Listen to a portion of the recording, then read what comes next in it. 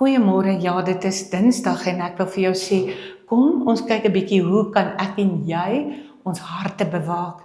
Spreuke 4 vers 23 sê, wees veral versigtig wat in jou hart omgaan, want dit bepaal jou hele lewe. Ons tree tog op soos wat ons optree uit 'n rede. Ons tree op want dis 'n uitvloeisel wat in ons hart aangaan. Daarom wys ons reaksies baie keer wat regtig binne in ons aangaan.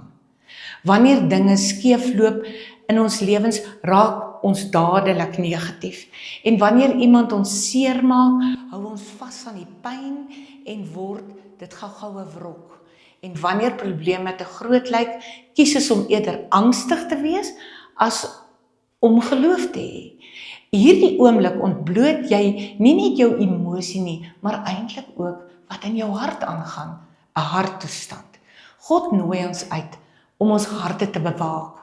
Ons moet juis ons harte bewaak teen ondankbaarheid, onvergifnis en ongeloof, en dan ons harte dan doelbewus te vul met waarheid en goedheid, want wat in ons harte wortel skiet, bepaal eintlik die rigting van ons lewe en hoe jy jou dag ook eintlik leef.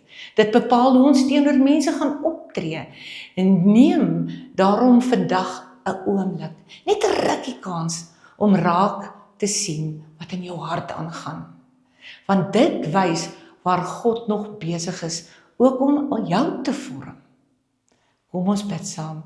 Here, ek gee my hart aan U. Vul dit met die waarheid, sodat my woorde en my dade U liefde sal weerspieël. Amen.